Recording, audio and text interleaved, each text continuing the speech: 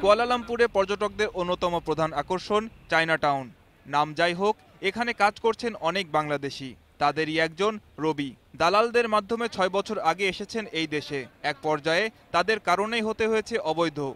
এখন বর্তমানে আমরা 6P প্রোগ্রামের আওতায় আসছি, ফিঙ্গারিং করছি, কিন্তু এম্বাসি থেকে পাসপোর্টও পাইছি, কিন্তু এজেন্ট আমাদের সঙ্গে প্রতারণা করার কারণে আমরা এখনো ভিসা পাইনি। রবির মতো অবৈধ শ্রমিকদের বৈধতা দিতে ২০১১ সালে নিবন্ধনের সুযোগ দেয় মালয়েশিয়া সরকার। নিবন্ধিত হয় ২,৬৮,০০০ বাংলাদেশি। তবে এতেও বিপত্তি বাধে দালালদের দৌরাত্বের কারণে।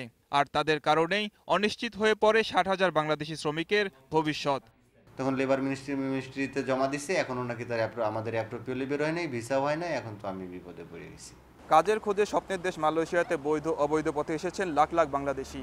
রবির মতো অবৈধ পথে যারা এসেছেন, হয়রানি তাদের পিছু ছাড়েনি এখনো। অসাধু এজেন্টদের দয়ার উপর ঝুলে আছে তাদের ভাগ্য। তাদের আশা, বাংলাদেশি হিসেবে বাংলাদেশ দূতাবাস বিপদের এই সময়ে তাদের পাশে এসে দাঁড়াবে। এটা আমাদের হাতে না, এখন আর আমাদের হাতে ছিল পাসপোর্টটা ওদের কাছে দেওয়া, পাসপোর্ট ওদের হাতে দিয়েছি এবং ওরা প্রপারলি মালিকের মাধ্যমে জমা দেয় নাই, দালালের হাতে দিয়েছে।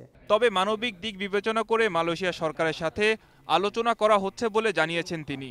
আমি ইন জেনারেল মালয়েশিয়ার হোম মিনিস্টারকে আমি একটা চিঠি লিখেছি যে এদের ব্যাপারটা চিন্তা ভাবনা করার জন্য, এবং মালয়েশিয়ান হোম মিনিস্টার উনি আমাকে কথা দিয়েছেন যে ইলেকশনের পর এটা নিয়ে কি করা যায় একটা ব্যবস্থা আমরা করবেন।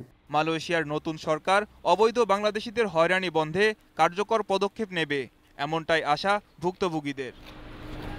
Moshiur Rahman, independent news, Kuala Lumpur, Malaysia.